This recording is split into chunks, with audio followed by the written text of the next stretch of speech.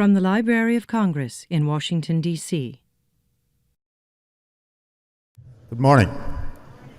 My name is Jonathan Yardley, and I used to work for the Washington Post, which is a sponsor of this organization. Thank you very much. I'm now retired from the Washington Post, which I can assure you is much better. A year ago, if I had been introducing David Ignatius, I would, of course, introduced him as my colleague at the Washington Post. He's now my former colleague, but one of the American journalists whom I most admire and have for many years. David has an extraordinary career. He has covered almost the entire world, first for the Wall Street Journal. Then he moved to the Post for a couple of years. He was the editor-in-chief of the International Herald Tribune before the New York Times stole it from the Washington Post. And he has been since 1999 writing what I regard as the best opposite editorial page column in the country. I admit that the competition is not very strong, but that takes nothing away from the excellence of David's work. He also has managed to find time to publish 9 novels, all of which I think are exceptionally good. He will be talking to you today about The Director, which is an exceptionally interesting and amusing and brilliantly researched novel about a man who stumbles into the directorship of the CIA and finds a lot more than he had bargained for. David?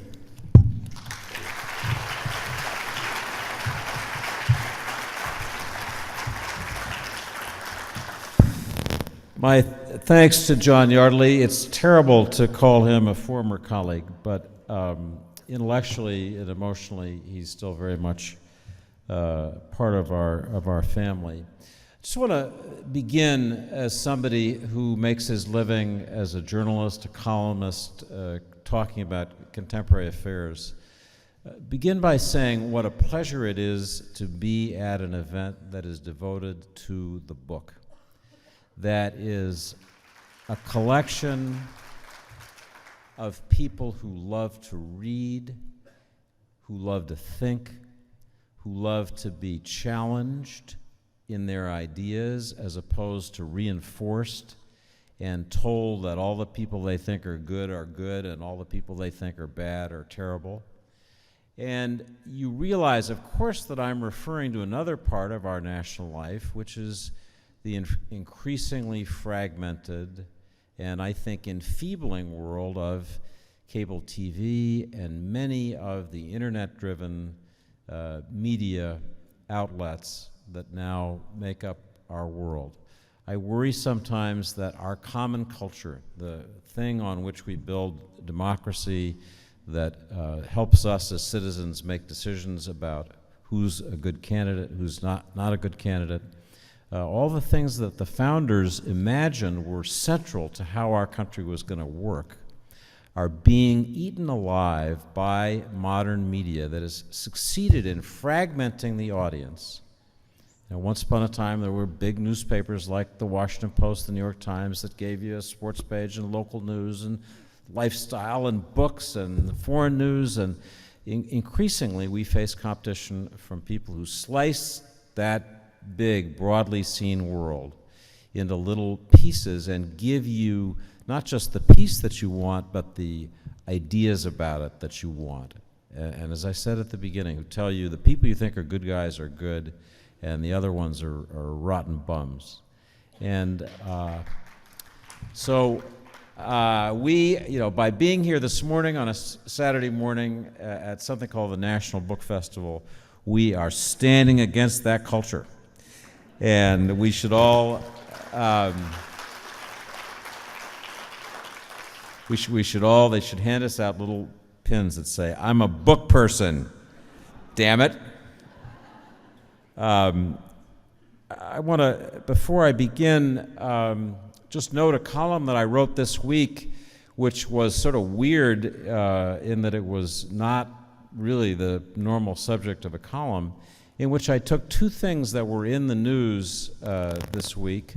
One was the absolutely horrifying pictures of the destruction of the Roman ruins, nearly 2,000-year-old ruins at Palmyra in Syria, the Temple of Baal, and then took President Obama's speech about the coming threats that our children and grandchildren will face if global warming trends continue and the kind of world that will be.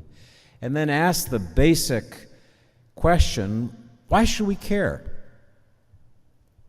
I mean, I know that's an outrageous question even to suggest, but when you think about it, the answer isn't immediately obvious. We live in a world that's driven by selfishness and self-interest, so why should we care? We bulldoze the past all the time. Every time we create a supermarket or a shopping mall, we're bulldozing stuff, and it doesn't occur to us that it might be valuable. And the same is true for people when they think about their retirements. You love your children, but taking that extra trip to Acapulco or to Martha's Vineyard, it sounds pretty nice, and if that reduces the amount your kids are going to get, well. And the point that I ended up making in this column, and this does come back, I hope, to the fact that we're book people, is that the deeper you look and the more you read the theorists, scientists who studied these questions, it turns out that raw self-interest, raw greed, where you say, the hell with what came before me, the hell with my ancestors and what they created, the hell with my descendants and what they're going to need, that societies like that, which exist around the world, don't do very well.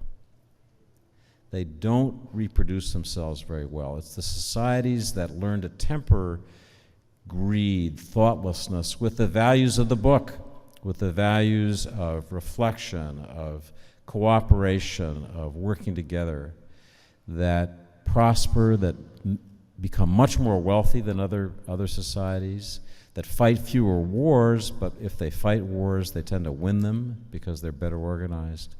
So as I said at the end of this, the reason that in the end we're not just about raw greed, the reason that we're the book people is about survival, because that helps us survive. So anybody who ever feels intimidated by somebody strutting around talking, no particular presidential candidates come to mind as I say that.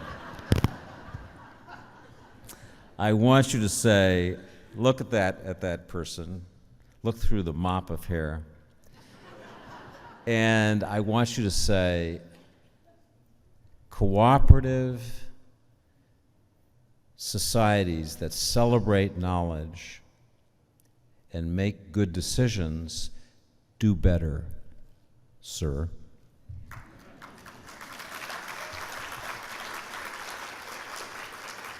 So now I've suggested 2 badges you're going to go forth with. That's probably enough. Let me tell you a little bit about myself as a writer. First, how I became a journalist, then how I became a novelist, and then I will come to tell you a little bit about my most recent book, The Director. But I thought you might like to hear one writer's autobiography, if you will, because it has some, I hope, interesting twists and turns. I grew up here in Washington, and I grew up in just past Ward Circle near AU, and I wasn't born here, but we moved here in 1961 when my dad came to work for President Kennedy, and I thought that was the most exciting thing in the world, except I was going to have to leave all my best friends. I went to St. Albans School, where Al Gore and others were my classmates, an elite school on the grounds of the Washington Cathedral. I went to Harvard and studied philosophy and social theory. Then I got a fellowship, and I went to Cambridge University, and I studied economics. And I mention this absurdly elite educational background because my first real job in 1975, the Wall Street Journal asked me if I would cover the Steelworkers Union in Pittsburgh. Now, if this audience, I have to just assume you've painted a fairly accurate picture of Ignatius before he got this job offer. But if there was a person less suited to covering the largest industrial union in America than yours truly in 1975, I'd like to know who it was. But it was really the beginning and the saving moment of my career as a journalist, because it required me to get out of my own skin, my background, my privileged education, my limited ways of looking at things, and learn to interact with people who were very different from me. I realized in the first weeks that I needed to get sources in this steelworkers union. The steel industry was then rolling along, and it was the biggest industrial union in the country. So I went to a bar outside the Jones and Laughlin Steel Local on the south side of Pittsburgh, and walked into the bar and said I'd buy a drink for anybody in the house who was a member of the Steelworkers Union, because I was trying to make friends. And I'm sure people looked at this kid from the Wall Street Journal, which is where I was working. I didn't say I'm from the Wall Street Journal, but I think it was probably pretty obvious. And so I began to make some friends and sources, and then I began to get a few leaks, and then I'd hang out with the presidents of some of the really big union locals, and go see them in Gary or go see them in various places in the Monongahela Valley, and I began getting scoops.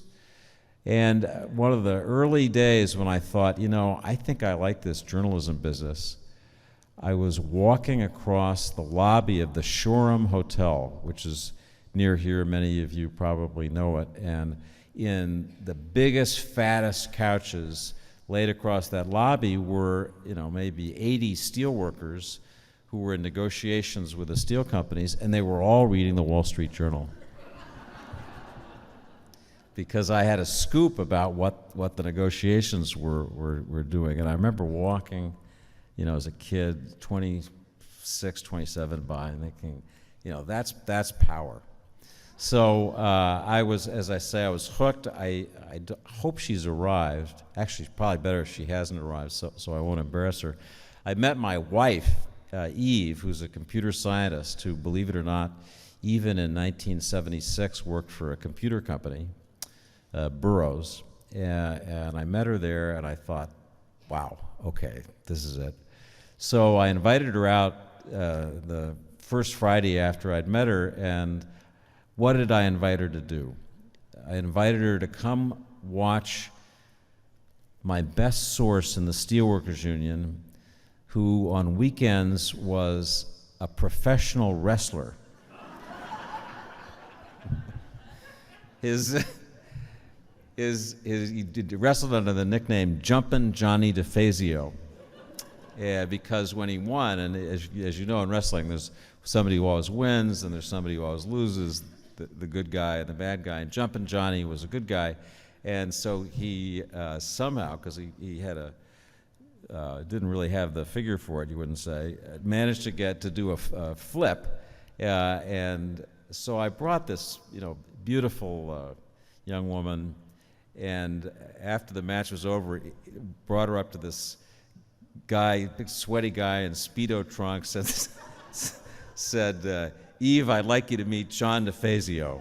Like, that was going to be anyway, we're still married. It's 35 years. 35 years of antics like that.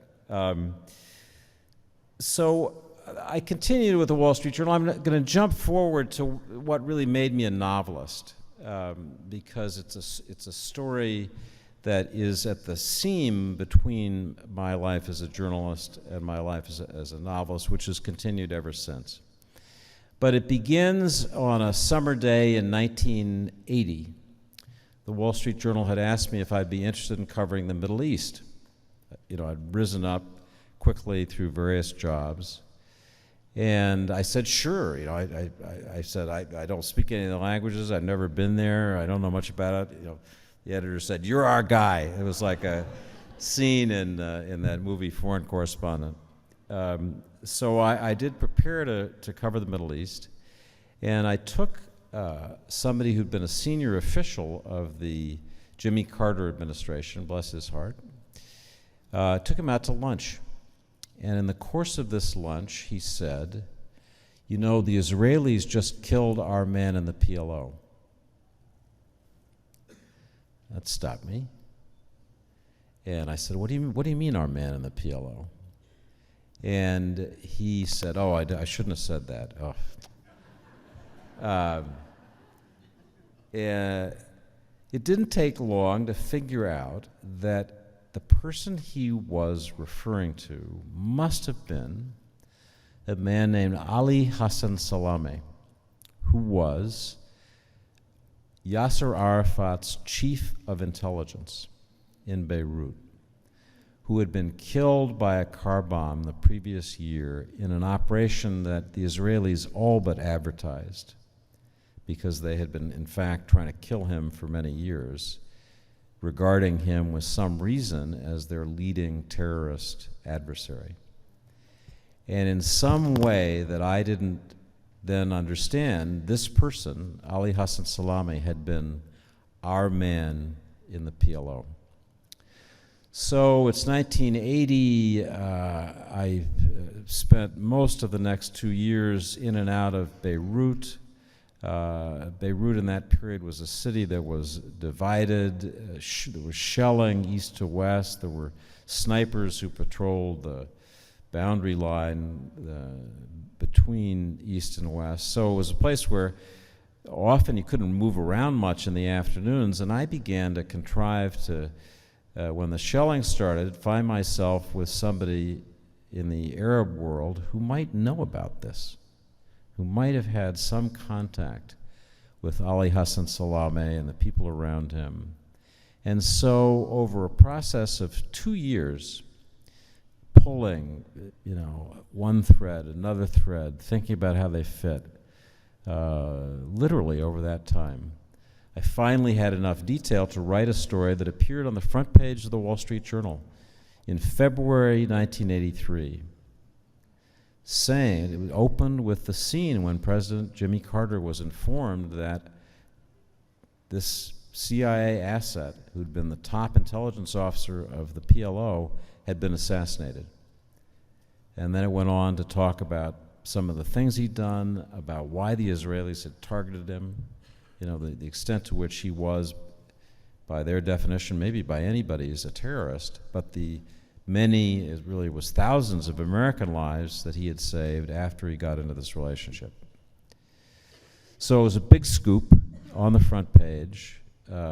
Arafat was furious. The week after it appeared, I went to Algiers, and one of these really scary, extreme Palestinian fighters came up to me and said, "Mr. David, the old man," meaning Arafat, "is really angry at you." Meaning, be careful. So that whole week, it was, if you could think of a member of the PFLP, as it was called, or its even more sinister cousin, the DFLP, being endearing. I could not go to the bathroom in Algiers without one of these guys getting up and saying, "Oh, Mr. David, can't we, walk you down the hall and make sure you're okay?" So that passed, and it's now April 1983. I go in on that April morning to see the deputy military attaché in the American embassy on the Corniche in Beirut. Corniche is that beautiful boulevard that looks out over the Bay of Beirut and Mount Lebanon in the distance.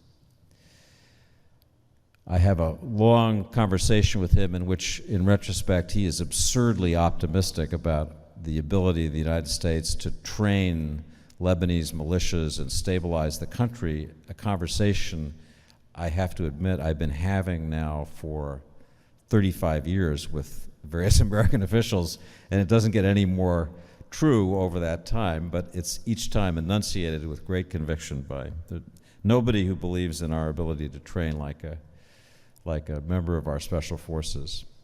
So around 12:30, the secretary, who's still a good friend, will publish a piece describing these events in the Washington Post this weekend that I commend to you. Around 12:30, she took me down the elevator to the ground floor. I went out, got a taxi.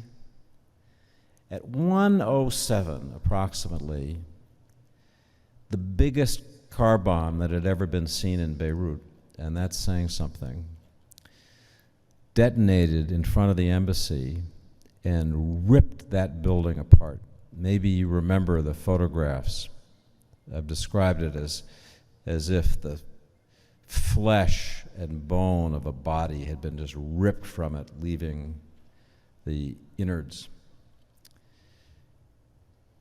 I was by that time up on the hill above the Corniche in my hotel and heard this. It was the loudest explosion I'd ever heard. And I ran down the hill back to the embassy. I saw people stumbling in the debris. One of the people who stumbled in the debris, who later told me exactly what it felt like in his office, is one of the country's great heroes. I want to mention him to this audience as I would anywhere. Ryan Crocker was our ambassador to Lebanon, Syria, Iraq, Afghanistan, as wise a person as I know. Ryan, as the room spun and debris moved in slow motion, described, this is what it's really like to be a State Department officer, described crawling across the floor to try to close his safe, and so he wouldn't reveal classified information because he didn't know what was coming next. Anyway, what a day. That's really the day that this war we're still living with began in my book. So in the aftermath, it turned out that the whole CIA station had gone downstairs to the cafeteria to lunch with a visitor from Washington who was the chief analyst and most experienced case officer the agency had produced in modern times in that part of the world, named Robert Ames. And he and everyone gathered with him for lunch were killed. Everybody who was in Beirut that day essentially was gone. So, as people who'd known these American intelligence officers tried to deal with their deaths, they had nowhere to turn. I mean, people need to grieve. It's a fact of life. And I was the person they turned to. I had been spending, remember, 2 years talking to anybody anywhere who might know about this. So I was known to a range of people, and as they needed to grieve and talk and share what they had lived through with this person, I suddenly began to accumulate a kind of knowledge that a journalist almost never gets and really shouldn't get because it's dangerous stuff about groups of people, networks that were still entirely in existence, that spread across the Middle East, that were caught between 50 different crossfires. And I said to myself, this is the most amazing thing you've ever heard, but you can't possibly write it as nonfiction. Right? I'd already written a front page story about it in the Wall Street Journal, but this was a kind of level of detail that so that's the moment at which I said to myself, you have to learn how to be a novelist. The book that I wrote after more drafts and failures than I can tell you was called Agents of Innocence. It was published in 1987, 4 years after the incidents in Beirut that I'm describing. And I just would say, because I'm sure in this audience, there are many people who've dreamed, I'd like to write a novel. There's things I want to tell about my life, about things I've seen, about what I know. I'd like to write a novel, but I can't. I don't know how to write a novel. And I am here to tell you, in my case, I sent the first draft of this book off to 12 different American publishers, every major publisher I could find. It was rejected by every one of them. Some editors who I thought were among my friends wrote the most elaborately condescending letters. It was things like, David, we've known each other so long, and you're such a fine journalist. That's wonderful that you thought you could write a novel. I really, that's so great. Do come look me up in New York. So it was stuff like that. But there was one publisher, still my publisher, so I want to cite them, W.W. Norton, which was small and independent. They didn't really want this novel either, but they did want me to write a nonfiction book. And they decided that the hook that would get me, they'd give me an advance on the later nonfiction book and agree to publish Agents of Innocence. So with that encouragement, I then rewrote it again and turned it into a readable novel. And you can still buy it on Amazon.com, and it's something I'm still very proud of. But that's how I became a novelist. It was, in every sense, a walk from my life as a journalist, my world of fact, into a factually based world that I couldn't really describe except in fiction, except as I reimagined it in my mind. I'll tell you one more thing about the early composition of that book, because it's been true with each of my novels. I started off with a framed picture of this remarkable case officer, Robert Ames, that I'd cut out of the newspaper after his funeral. If you want, by the way, to read the full, beautifully rendered story in nonfiction, read Kai Bird's book, The Good Spy, which was published last year, which I'm happy to say tracks the story I told in fiction in almost every particular detail. But it's a wonderful book. Anyway, I had a picture of Bob Ames on my desk next to my computer, and I was going to go see his widow and asked to look at photographs of him, and I just thought, if you do this, you are going to be imprisoned in writing a 100,000-word newspaper story. You have to write fiction. If that's really what you want to do, you're going to have to reimagine this story in your mind. It's the way it lives in your imagination that will make it feel real and powerful. So I put the portrait away and then did begin to reimagine it. Some of the scenes people say in that book they find the most realistic are the ones that I actually made up. There's one about what it's like to be filling dead drops in Syria on the run from the Syrian Mukhabarat, which is entirely imaginary. And people say, how did you get that? And the answer is, I made it up. That happily began for me a period of writing fiction regularly. It converges on my most recent book that I want to tell you about, The Director. Along the way, I've written novels that are almost always taken from the real life of CI officers, the operations they do. I don't find fanciful spy fiction, with Aston Martins and a lot of martinis and cantilevered women and all that. Doesn't interest me very much. I'm more interested in stuff that's closer to reality. In real life, I know as a journalist what you do the most when you're on an assignment is sit around waiting. That's what you do. You wait for something to happen, you get it prepared. So I like to write more realistic novels. If you like car chases, I'm probably not your guy. I want to underline that. So my second novel is about how the CIA had begun to pull at the threads of the Soviet Union going back to the 1970s.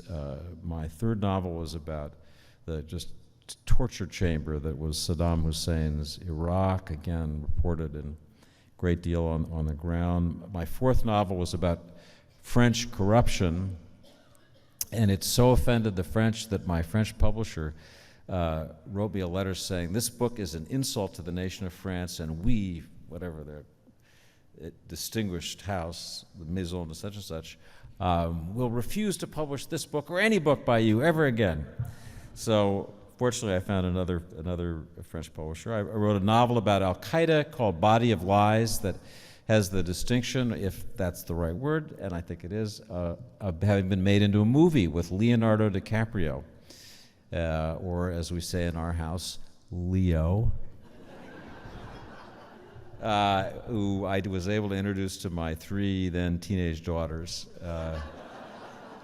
One of them I set a little cell phone picture of Leo standing in the living room, and my daughter says basically, "Daddy, you bastard, how could you do this when I'm away?" But so I wrote a novel about the Iranian nuclear program called The Increment, which gave me the opportunity really to tell people, I didn't invent Stuxnet. It may look like it, but I didn't. And one about the Taliban and drone warfare that I'm proud of, because this is such a complicated, difficult subject, called Bloodmoney. And then this novel called The Director, which was published last June. It's my 9th novel, and I will just say a few words about it, and I'd like to read a brief passage from it to give you a sense of it. This book began with my feeling that the basic themes of spy novels, penetration of your adversary, deception of your adversary, manipulation of information. I mean, that's what intelligence agencies have done since the time of Queen Elizabeth in England. That all those themes, the themes of each Le Carré novel, we're moving to zeros and ones. We're moving to the digital space where secrets would be captured, where deceptions would be conducted, that the traditional intelligence novel was becoming a novel about hacking. So that's the premise of this book, and I did some crazy research for it, because this is a pretty crazy subculture. I went out to something called DEF CON, which maybe a few people have heard of, which is a hackers convention. I mean, believe it or not, hackers have a convention. Dry cleaners have a convention, and so do hackers. It's held in Las Vegas, Natch. And you have 10 or 15,000 people who get together and share the latest techniques for hacking elevators in mid-floor, or hacking air traffic control systems, or hacking automobiles using their remote. I mean, the stuff you learn. You walk into DEF CON and there's a scroll that's right in front of you of usernames and passwords that are being cracked.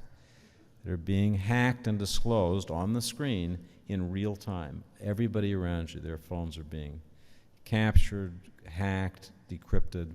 I mean, it's quite an education. So I did that kind of reporting, wrote my novel, had the first draft done, and all of a sudden one day, the newspapers talking about this guy, Edward Snowden. Who's Edward Snowden?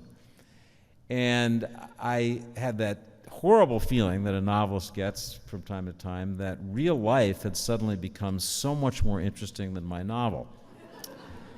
And so I had a mad dash, this was in the summer of 2013, to rewrite the book and get it, closer to something interesting as a post-Snowden novel. I worked and worked. I gave the revised draft to my wife, Eve, who's a computer scientist, but really is a subtle reader of fiction.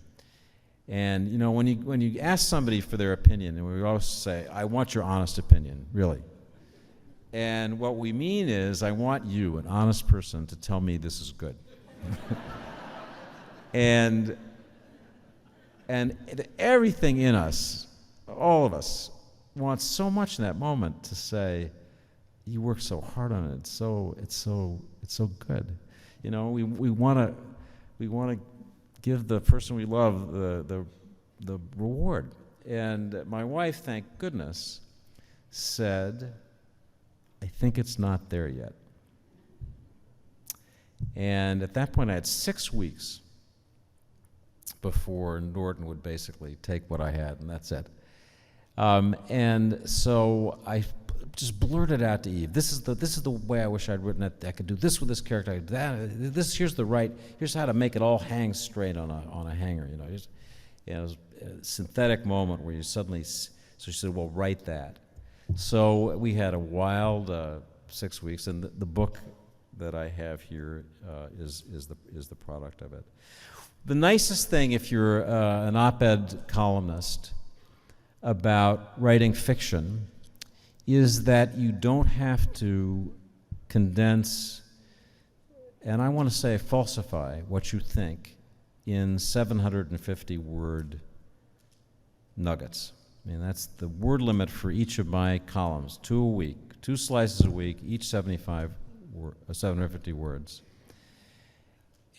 And a novel allows you to unpack life and complicated questions in the way that we all want to do, where I don't tell you what I think, but I let my characters express all the competing views. And at the end, I know what I think at the end, and I know what I think you should think, but I don't know what you will think, because I've tried, hopefully, to give you an array of opinions and views. I'm going to conclude by just reading briefly from this book a character who's one of my favorites, even though she doesn't take up a lot of pages. But she's the character who really stands for the, extreme libertarian view that we associate with Snowden. Anybody who's read my columns knows that that is not really David Ignatius' view. I think that it's very hard for me to see Edward Snowden as a hero, given the damage that I think has resulted. That's what I feel and what I write in my columns. But in my novel, I have tried to make the subtlety of this problem clear, and principally in the character of Ramona Kyle, who went to school with one of our heroes, James Morris, who's a computer whiz who runs the information operations division at the CIA. And I say of Ramona Kyle didn't visit Washington very often. It made her feel ill physically to be there. Cramps in her stomach, and sometimes a migraine that didn't ease until she had left the city. Washington represented everything that she thought was wrong about where America was headed over the decades she had been alive. Each year it became more remote and arrogant. Its rituals and institutions were for show. Members of Congress pretended to oversee the executive branch. The courts performed the rites of judicial review. Presidents reported each January about how they had enlarged life, liberty, and the pursuit of happiness. It was like a victory parade in a people's democratic republic. Any connection with reality was disappearing. The truth was that America was losing touch more every year with the values the founders had cherished. The last time Kyle had come to Washington, she had visited the Jefferson Memorial in the late afternoon and sat on its steps and wept. The tears had come again each time she looked up at the walls of the rotunda and saw the libertarian president's words chiseled in the stone. Finally, one of the guards got nervous about the presence of this sobbing woman and asked her to leave. Well, there's more I could read about Ramona or other characters. I'm actually going to leave time for the two people who would like to ask questions and can get to these microphones. I always like to leave a little time for questions, and I've talked a long time. So if there's anybody who has a question, please come up. Otherwise, I'll tell you one more goofy story about my career. So we have, I think, just enough for the time. Thank you. Hi. My question is,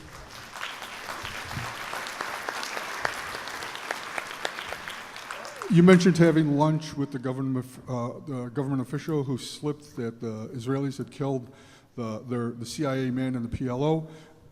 On reflection, is it possible that, that there was information manipulation on the part of the official, that they planted a seed that eventually led to a story? And two, is Daniel Ellsberg a hero in your view? What was the last part? Daniel Ellsberg, is he a hero? Yes. Since he's On the first question, was it planted? I'll never know, but it's usually a safe assumption whether it was deliberately planted or not. I've never had an interaction with anybody as a journalist where they weren't trying to get something, do something, convince me of something. I mean, that just goes with the territory, and I think we need to be more aware of it, more open with readers. These descriptions of sources without any suggestion of why they might have shared information with the journalist, who they were out to get, who their enemies are, I think that's a mistake. I know from experience that people come to these interactions with journalists with an agenda, and we have more of a responsibility to share it than we do. The second question, forgive me, has gone as. Yes, Daniel Ellsberg. Daniel Ellsberg was a man who acted in conscience. He certainly at the time of the Vietnam War, I was strongly against the Vietnam War, and I felt I would say the collateral damage from Ellsberg's disclosure on other things the government was doing appears to me to be less than the collateral damage. I mean, if Snowden had restricted himself to disclosing information about, say, the collection of our bulk, metadata in our phone conversations amongst each other, that would be a more Ellsbergian proposition, you could argue. In fact, the disclosures were much wider. But yes, at the time, I thought that Ellsberg and that disclosure of the Vietnam story was important for the country in understanding, getting through it. Yes, sir. I'd like to. I read your fiction with great joy. I'm very thrilled by it. But I'd like to ask you about the tension between taking joy in this fiction and being able to process the reality. Sort of when I put the book down, I'm thrilled by it, but I turn on CNN and there are people, living this out. Could you say a word about why it's permissible for us in this genre to be thrilled by these things and what you're trying to accomplish by telling us these stories and what the greater goal might be to process this reality? Well, I'm going to put aside here the question, which I don't think you're asking, about the potential danger of revealing secrets or the way in which, but writing about tragic events. So Bloodmoney opens under a drone attack, and I try to describe. I've been to South Waziristan, goofy journalist adventure, so I can describe, I think, fairly accurately what that would look and feel like, what you'd see in the sky, how you'd run, how the people around you in terror would scatter. And I try to make it as vivid and horrifying as possible. Am I doing that to entertain? Yes. Am I doing it to try to in some way engage as a moral person, engage me and you as my reader in the reality of that suffering? Yes. I mean, photographers have this problem acutely because they see just horrible things, and where our human instinct is to rush, embrace, in some way assist, the photographer snaps pictures. The power of that, I've never seen, that I can remember, the power of that illustrated in the same way as with this boy lying face down on the beach dead. And that has changed how Europe is going to respond. Thank God, after 4 years of Syrian fighting. But this picture somehow seems to have it's so visceral, you can't look at it and not react. So that'd be my answer to you, is that recording reality, keeping our distance, doing this thing that in some ways is disturbingly disengaged, has benefits, and that if that's your job, you don't want a photographer who puts down his camera and then goes to helps the kid, in truth, human as that is. Thank you. Yes, ma'am. I'm so grateful to listen to you today. I have a question, but I first want to say that my husband and I try to watch Morning Joe as often as we can. And as much as I appreciate Joe's knowledge and experience, I wish he would give you more airtime. So please mention that to him.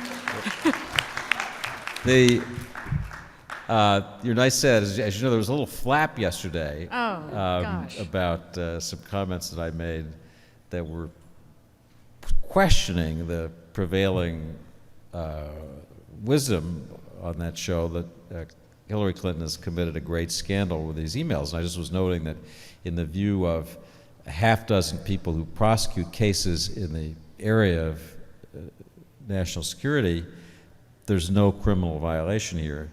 There must be some reason that people watch that show. I mean, you're a sensible person. You watch it. I said once years ago, why people tell things to reporters is one of life's great mysteries.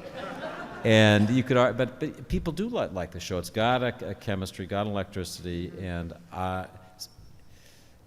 it's a show that I enjoy being on, in part because people watch it. So, anyway, thank you for mentioning it. I think the important thing about that, or about anything, I come back to what I said at the beginning.